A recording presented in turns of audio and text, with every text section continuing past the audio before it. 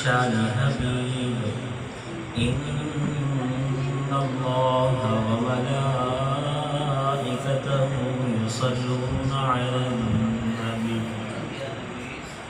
یا ایھا الذین آمنوا صلوا علیہ وسلموا تسلیما اللهم صل على سيدنا ومولانا محمد وأصحابه سيدنا ومولانا محمد وبارك وسلم الصلاة والسلام عليك يا سيدي يا رسول الله وعلى آلك وأصحابك يا سيدي يا حبيب الله.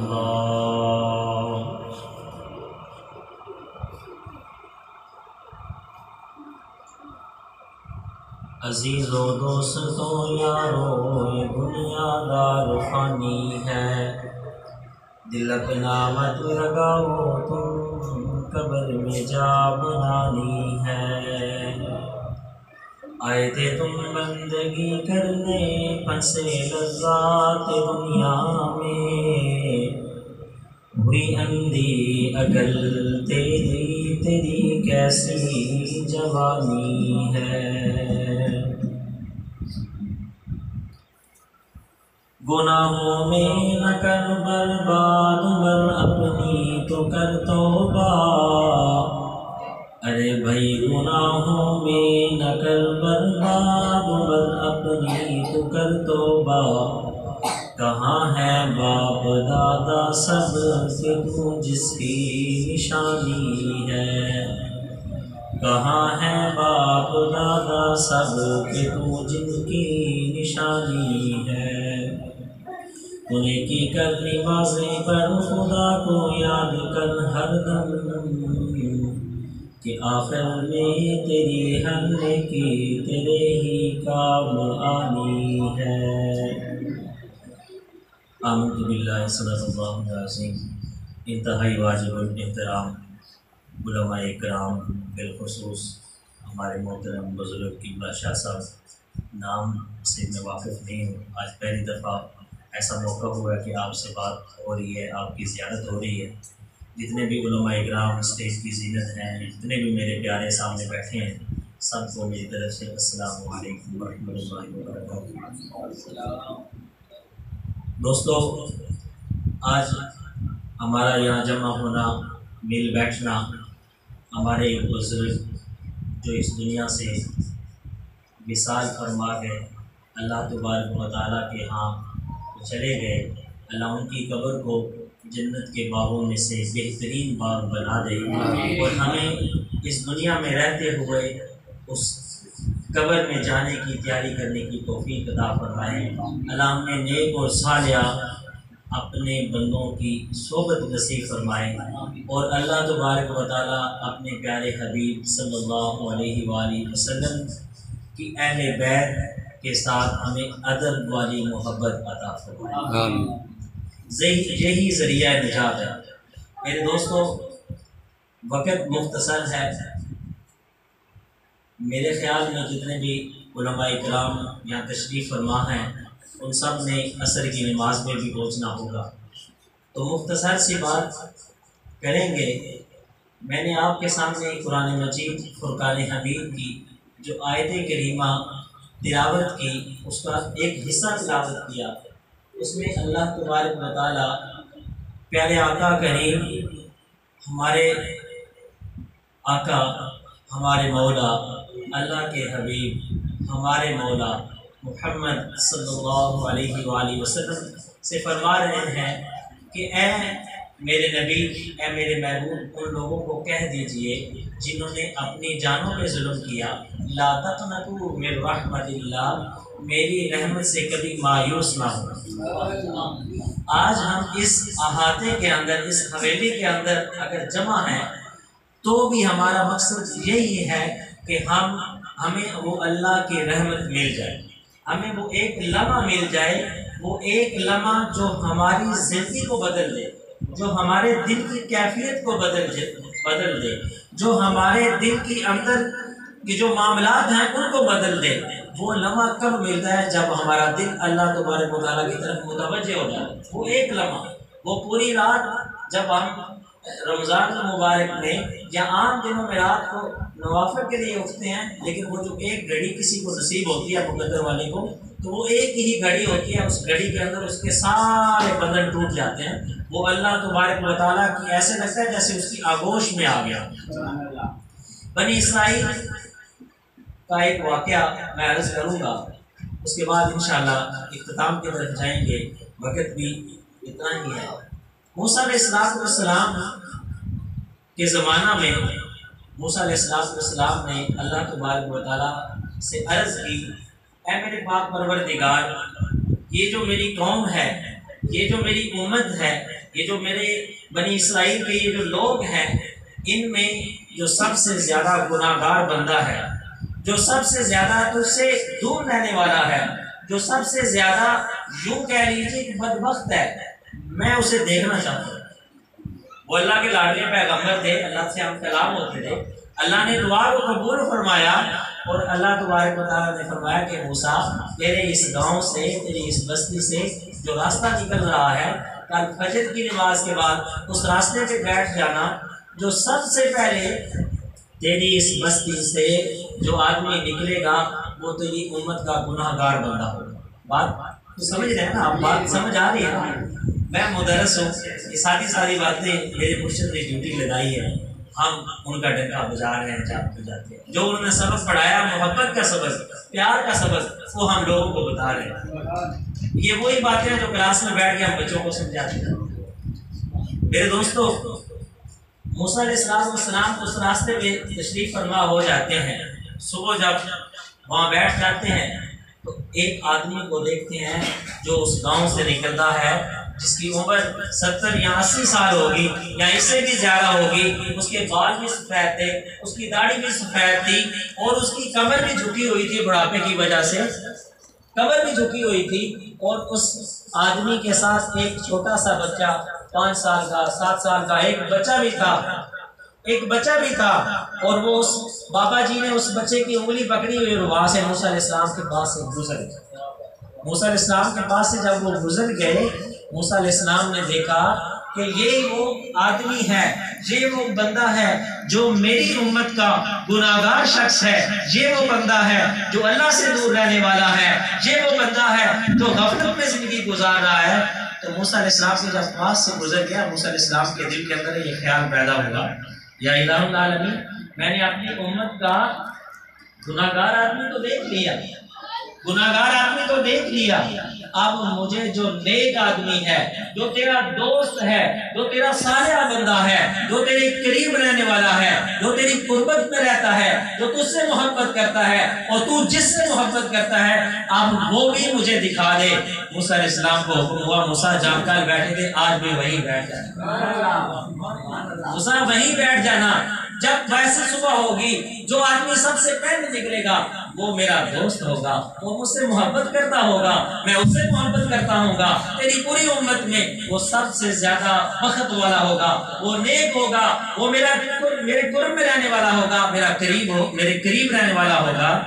موسیٰ علیہ السلام جب بیٹھ گئے تو دیکھتے ہیں کہ وہی شخص جو ایک دن پہلے وہاں سے گزرا وہی نکل کے آ رہا ہے، اور وہی انداز ہے، وہی بچہ ساتھ ہے. موسیٰ علیہ السلام سجدے میں گر گیا. یا الہ العالمین، جب میں نے کہا گناہ گار شخص دکھا، مجھے یہی دکھایا گیا. جب میں نے کہا مجھے نیک شخص دکھایا جائے، بخت والا شخص دکھایا جائے، جو تیرے قریب رہنے والا شخص دکھایا جائے، تو یا الہ العالمین مجھے وہی شخص دکھایا گیا. یا الہ العالمین، یہ معاملہ کیا ہے؟ اللہ تبارک و تعالیٰ نے فرمایا، موسیٰ جب وہ تیرے پاس سے گزرا، اس کے ساتھ ایک بچہ تھا، وہ بچہ اس کے ساتھ جا رہا تھا، اور وہ بچہ اور وہ اس کا دادا ہوگا یا اس کا والد ہوگا، وہ آپس میں باتیں کرتے جا رہے ہیں. اتنی دیر میں اس نے ایک دیکھا کہ پہاڑ کے اندر سے پانی کا چشمہ نکل رہا ہے.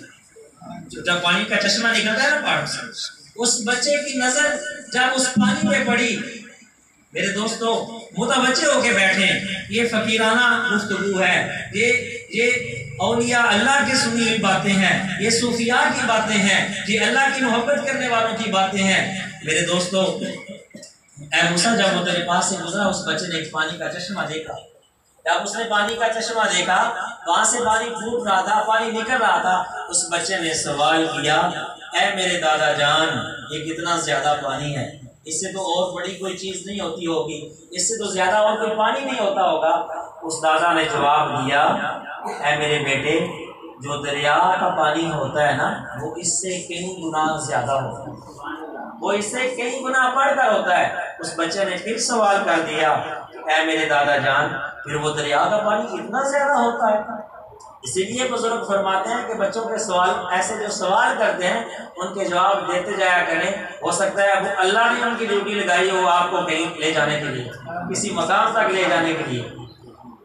تو میرے دوستوں، جب وہ دریا کی بات ہوئی تو اس نے کہا، بابا جی نے کہا، بیٹا دریا کا پانی زیادہ ہوتا ہے۔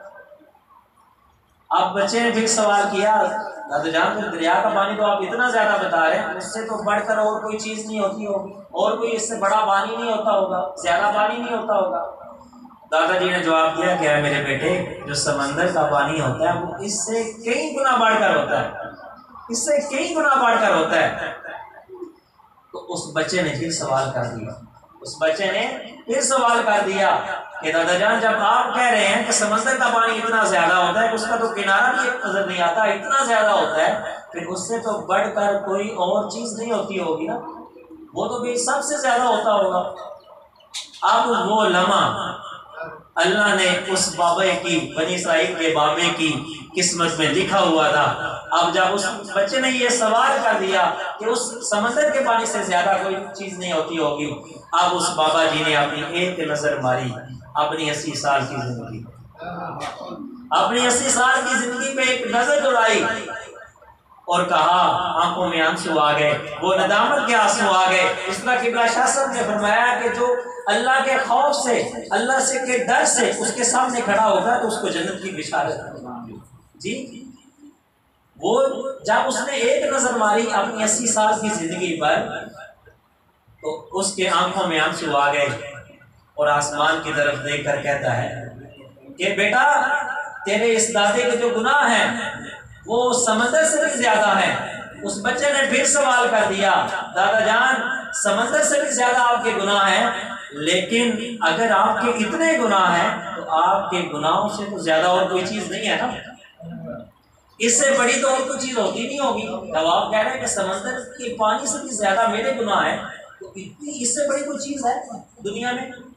تو انہوں نے کہا، رب کی طرف منہ کر کے، آسمان کی طرف منہ کر کے، وہ ان کی آنکھوں سے وہ ندامت والے آنسو نکل آئے جن آنسوؤں کے بارے میں میرے آقا کریم نے فرمایا کہ قیامت کا دن ہوگا، جہنم بھڑک رہی ہوگی، ایک فرشتہ آئے گا جس کے ہاتھ میں مٹی کا ایک پیالہ ہوگا جس میں پانی ہوگا، وہ اس پانی کو جو جہنم کی آگ میں چھڑکائے گا، جہنم کی آگ ٹھنڈی ہو جائے گی۔ وہ صحابہ نے پوچھا، یا رسول اللہ، وہ کون سا پانی ہوگا؟ فرمایا، جو خوف خدا سے نکلے ہوئے آنسو، جو اللہ کے ڈر سے نکلے ہوئے آنسو ہوں گے۔ وہ بابا جی کے آنسو نکل آئے اور کہا، بیٹا، میرے گناہ تو کچھ بھی نہیں، اس کی رحمت بہت بڑی ہے، میری رحمت سے کبھی مایوس نہ ہونا، میری رحمت سے کبھی مایوس نہ ہونا۔ اللہ فرما رہا ہے، میری رحمت سے کبھی مایوس نہ ہونا۔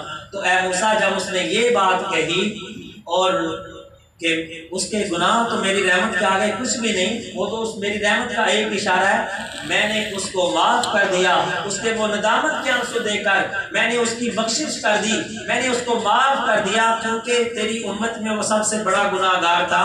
جب میں نے اس کو معاف کر دیا تو میں نے اس کے گناہوں کو اس کی نیکیوں میں تبدیل کر دیا، اس کے گناہ زیادہ تھے تو آج اس کی نیکیاں بھی زیادہ۔ میرے دوستوں، وہ لمحہ حاصل کرنے کے لیے ہم یہاں کرتے ہیں، وہ لمحہ ہم یہاں حاصل کرنے کے لیے یہاں اکٹھے ہوئے۔ وہ لمحہ کیسے حاصل ہوتا ہے میرے دوستوں؟ کہ جب دل کے اندر احساس ہو، جب دل غافل نہ ہو، اور دل کس طرح جاری ہوتا ہے، دل کی غفلت کس طرح دور ہوتی ہے، وہ اللہ کے ذکر سے، وہ اللہ کے ذکر سے ہوتی ہے۔ میرے کریم آقا کریم صلی اللہ علیہ وسلم نے فرمایا کہ ہر چیز کی صفائی کے لیے کوئی نہ کوئی طریقہ کار ہے، کوئی نہ کوئی آلہ ہے، کوئی نہ کوئی چیز ہے۔ دلوں کی صفائی کے لیے اللہ کا ذکر ہے، اللہ کا ذکر ہے۔ جب ہم یہ ذکر کریں گے، ذکر کی مشق کریں گے، اللہ کو یاد کریں گے، تو یہ دل کے اوپر جو ہمارے تالے پڑے ہوئے ہیں، جو گندگی آ چکی ہے، میرے دوستو، یہ دل کے بارے میں بزرگ فرماتے ہیں قلب المومن بیت الرحمان، قلب المومن عرش الرحمان، کہ مومن بندے کا دل جو ہے وہ اللہ کے رہنے کی جگہ ہے، وہ اللہ کا گھر ہے۔ اب میرے دوستو، یہاں آج ہم بیٹھنا تھا، اس گھر والوں نے اس گھر کی کتنی صفائی کی ہوگی کہ میرے مہمان آئیں گے۔ گندی جگہ پہ ہم رہنا پسند نہیں کرتے۔ حضور نے فرمایا کہ جب مومن بندہ گناہ کرتا ہے تو اس کے قلب کے اوپر ایک سیاہ دھبا لگ جاتا ہے، اگر وہ توبہ کرتا ہے تو صاف ہو جاتا ہے، اگر وہ توبہ نہیں کرتا گناہوں پہ گناہ کرتا جاتا ہے، وہ 1 سے 2، 2 سے 3 سے 4، وہ ایسا اس کا دل جو ہے وہ بالکل کالا ہو جاتا ہے۔ وہ ایسے ہو جاتا ہے جیسے لوہے کو پانی لگنے سے زنگ لگ جاتا ہے، اس کی مارکیٹ ختم ہو جاتی ہے، پھر کوئی پیارا آتا ہے، پھر اس لوہے کا کوئی کاریگر آتا ہے، وہ اس لوہے کی جنگ کو دیکھتا ہے تو اس کے اوپر وہ ریگ مال مارتا ہے۔ جب وہ ریگ مال مارتا ہے تو اس لوہا وہ اپنی اصلی شکل میں آنا شروع ہو جاتا ہے۔ جب وہ صاف ہو جاتا ہے وہ پھر اس کے اوپر کلر کرتا ہے۔ میرے دوستو، جب کلر کرتا ہے تو اس لوہے کی قیمت بڑھ جاتی ہے۔ اسی طرح جب ہم ذکر کریں گے، یہ زنگ اترے گا تو پھر اللہ کی محبت، آقا کی محبت، آقا کے اہل بیت کی محبت ہمیں دل میں محسوس ہوگی۔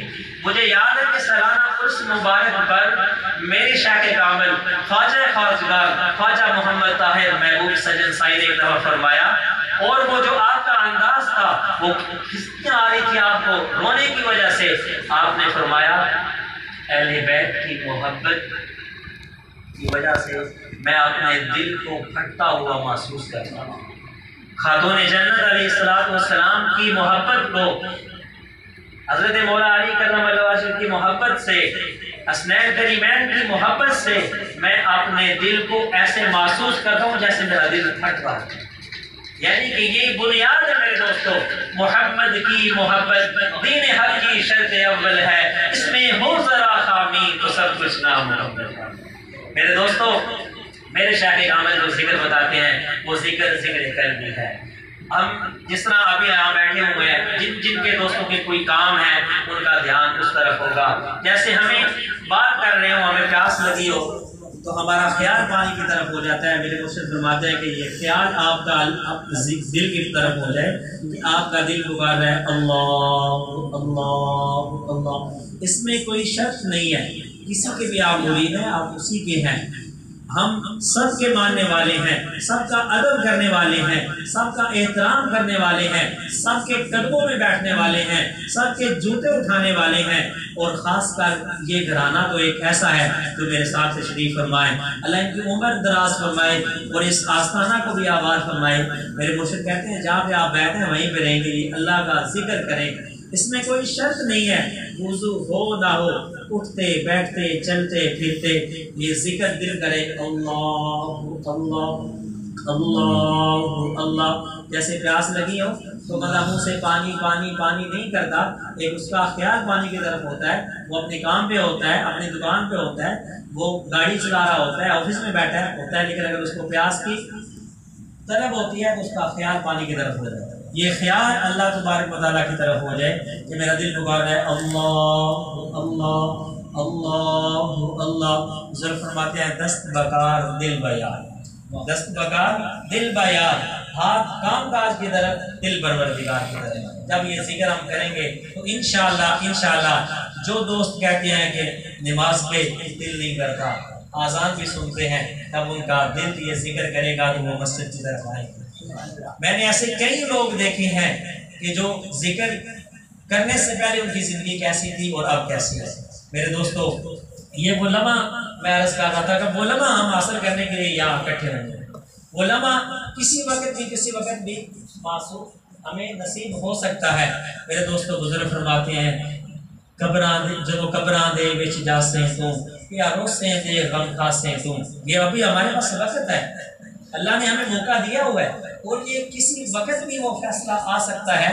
ممکن ہے کہ اگلی محفل میں جب ہم شریک ہوں تو وہ ہم میں سے کسی کے سارے سوال کریں گے، کسی کا کوئی پتہ ہے؟ اللہ فرماتا ہے میں نے پہلے آپ کی موت کو پیدا کیا پھر آپ کو زندگی دی، کیوں؟ کہ میں دیکھنا چاہتا ہوں کون اچھے عمل کرتا ہے، کون اچھے عمل کرتا ہے۔ تو میرے دوستو بزرگ فرماتے ہیں جو قبراں دے وچ جاسیں تو پیاروسیں تے غم کھاسیں تو انہاں ویلیاں تے پچھتاسیں تو نیکی کماز بتتی۔ اس دل کو بیدار کریں میرے دوستو، اور یہ دل ذکر سے بھی بیدار ہوگا، اور یہ دل اللہ والوں کی صحبت سے بھی بیدار ہوگا، اللہ والوں کی صحبت سے بھی بیدار ہوگا۔ جب یہ دل بیدار ہو جائے گا تو میرے دوستو تمہیں عبادت کی لذت محسوس ہوگی، عبادت کی لذت محسوس ہوگی۔ میرے دوستو آخر میں والدین کے بارے میں ایک دو باتیں عرض کر کے میں اپنی گفتگو ختم کروں گا۔ آج کا یہ پروگرام برسی ہے ہمارے محترم دوست انجم صاحب کے والد محترم کی، اللہ ان کے درجات کو بلند فرمائے۔ پیارے آقا کریم صلی اللہ علیہ وسلم نے فرمایا کہ جو آدمی دیکھنا چاہتا ہے کہ میرا اللہ مجھ پہ راضی ہے، ہم بھی دیکھنا چاہتے ہیں کہ ہمارا اللہ ہم پہ راضی ہے، تو وہ دیکھ لیں کہ اس کا والد اس پہ راضی ہے۔ جی پھر میں ایک دن ایک روایت میں پڑھ رہا تھا کہ جب جنت والے جنت میں چلے جائیں گے تو والدین جو ہوتے ہیں وہ اپنی جنت میں ہوں گے، ان کو قرار نہیں آ رہا ہوگا، ان کو مزہ نہیں آ رہا ہوگا۔ کہاں پہ؟ جنت میں، جنت میں مزہ نہیں آ رہا ہوگا۔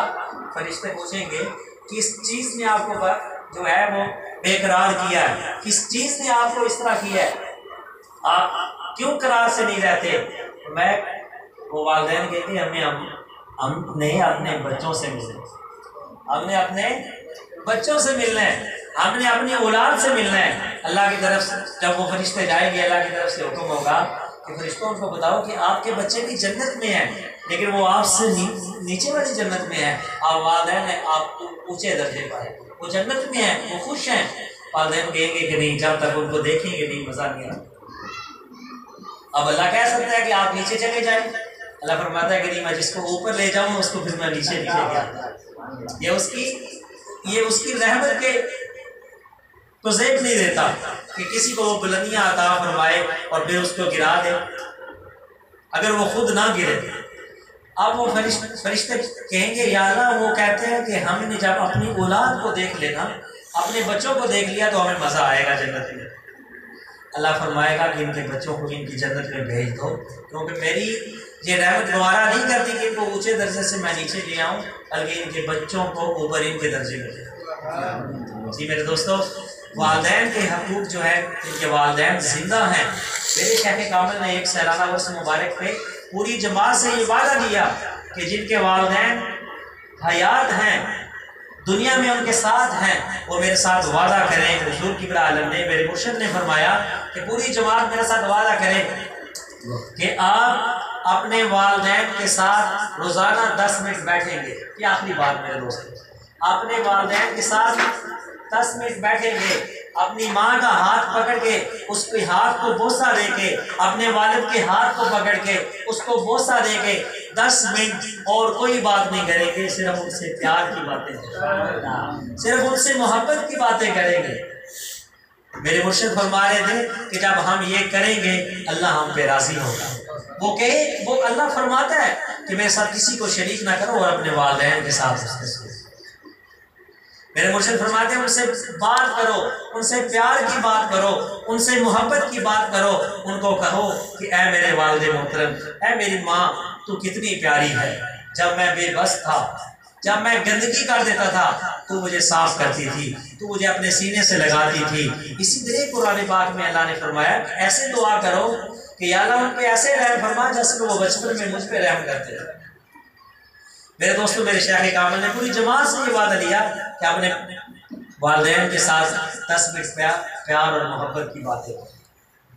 آپ جن کے والدین حیات ہیں ان کے پاس بیٹھیں، ان سے بات کریں، ان سے محبت کی بات کریں، ان کی دعائیں لیں، دعائیں کروائیں نہیں، والدین کی دعائیں لیں کہ جب آپ ان کے سامنے آئیں تو وہ آپ کے لیے خود دعا نکلے۔ آپ کا رویہ ان کے ساتھ ایسا ہو کہ ان کی انگ سے آپ کے لیے دعا نکلے۔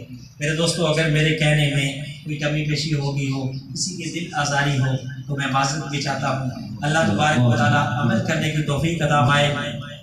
یہ دل جب زندہ ہو جائے گا تو انشاءاللہ اس دل کے متعلق بزرگ فرماتے ہیں تجھے پیدا کیا کس واسطے اللہ نے اے دل، بس اس شعر پہ ختم کروں گا، تجھے پیدا کیا کس واسطے اللہ نے اے دل، سمجھ کر بھول جاتا ہے یہ تیری کیسی مستی ہے۔